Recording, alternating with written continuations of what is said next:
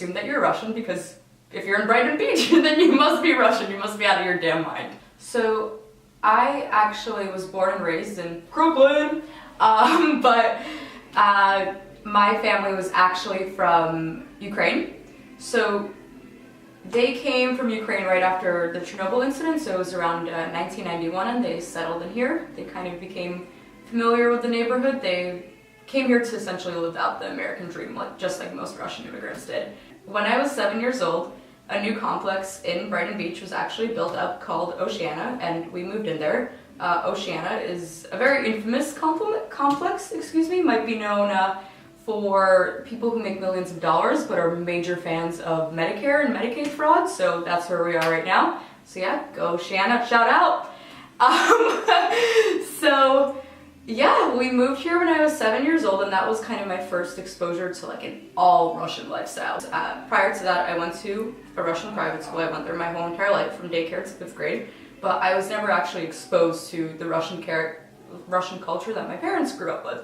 And so while most Russians came here to become more American, I actually really enjoyed Brighton and living where I lived in Brooklyn to become more Russian.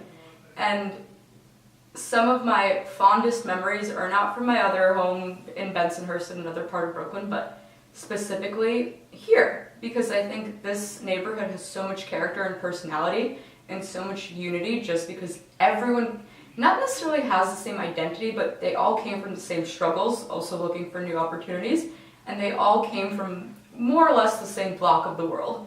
And so it's incredible when you're going into a supermarket and then the cashier automatically assumes that you're Russian and replies to you, okay, будет $20. And you're like, okay, спасибо, thanks. And that's just your natural reaction, right? They assume that you're Russian because if you're in Brighton Beach, then you must be Russian, you must be out of your damn mind. Я все-таки преподаватель музыки, окончила музыкальный колледж в той стране, учила детей музыки, теории музыки, музыкальной литературе.